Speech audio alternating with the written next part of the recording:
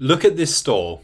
Like many stores, it has so many products. That's good. That's great. That's a lot of opportunity potentially at this store. There's 1,533 in action figures and playsets alone. That is one of many categories. Okay, there's so many things on here. So this website, huge. That's a lot of products, even for this one category. Now, looking through this one by one is going to take you a long time. That's a lot of time to be pumping into one website. But how else are we meant to find stuff? Well, what if I told you there's a way that we don't have to spend hours and hours and hours looking through a singular website to see what works from it? What if I could tell you we could just cherry pick any potential deals from this website in a matter of minutes? Well, this is where a tool like Sellability comes in really useful. Now, a big part of growing your Amazon business and making things easier, taking weight off of your shoulders, is with the help of tools and services. And so obviously for deal analysis, the solution is a deal analyzer. And for sourcing, if you want something that makes it a whole lot easier and a whole lot quicker, you can use a tool like this one. So let me just demonstrate this to you. So in this tool, they have a list of lots of retailers, nothing that's rinky-dink, like really well-known retailers. There's Smith's, that's what we were just looking at. Okay, we can do it this way by selecting the store or the stores that we're interested in. It can be as many as we want. Like there's no limit on usage at all. Okay. The only limit, of course, there would be is how many you can actively scan at any one time. Obviously, if you were to pile up 100 at the exact same time, it probably wouldn't work.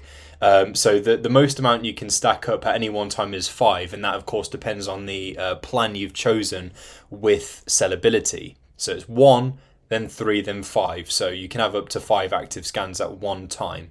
But any more that you select will just be added to the queue. So it'll process 5 at one time. When it's done with any, it'll replace them with those that are in the queue.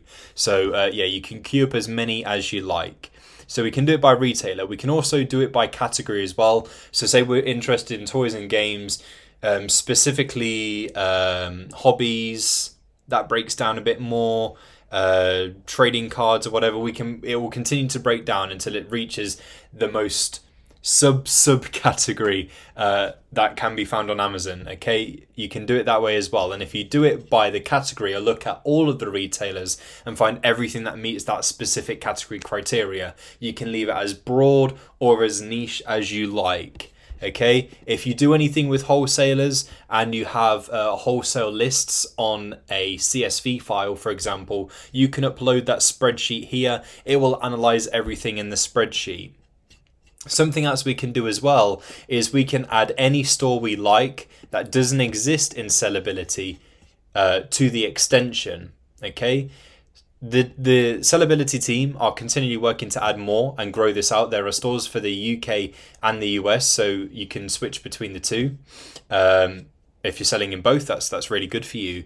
So the list that's in here will continue to grow, but if there's any that aren't in here that you would like to have scanned a lot quicker, and you can just lean back, let it do its thing, and you can focus on other things, you can use the extension. So let's tap the extension, let's get that open. So this is a store that I mapped with the extension, so it's already done it. So if I press this button and start the scan, it's now just going to do it all of its own accord. So it's going to take a moment to have a look at what it needs to do here. So it's looked through one page. That's 36 products that it has collected data for. Just as I've been talking to you there, I said like a sentence, and it did one page. So it will continue to do work in the background. Doesn't matter where else we go, that one will continue. We can start a scan in here. Let's start that, starting the search. Boom, it's going to work its way through and find all potential deals from this retailer. Okay, it's going to keep working through. You can open that whilst it is actively looking through and see the deals pour in. So you can access it straight away if you want to. It's telling me how many deals it's found so far, or we can wait till it's done and open it up then. So if I went on over to completed, here's a bunch of scans that I've already done. So I can open this up and here are all of the potential deals. Okay, so instead of me spending hours on a website looking at every single thing, opening this thing up, opening that thing up, switching back and forth, I can just take a look here. There are filters I can use. There's presets. I can open up my own. I can decide what the minimum profit is I want, minimum, maximum ROI. I can select availability. I only want what's in stock, so I would select that one. The minimum, maximum number of sellers on a listing. So if you want to potentially exclude any listings where they're not allowing third-party reselling, the listings that are going to be like that are only where they have under 3 sellers on them, most likely. So we want to exclude that, so we could set the minimum to say 3 or 4 or whatever. Sales per month, we can set a minimum and maximum here as well. There's so many filters we can tweak in here and apply.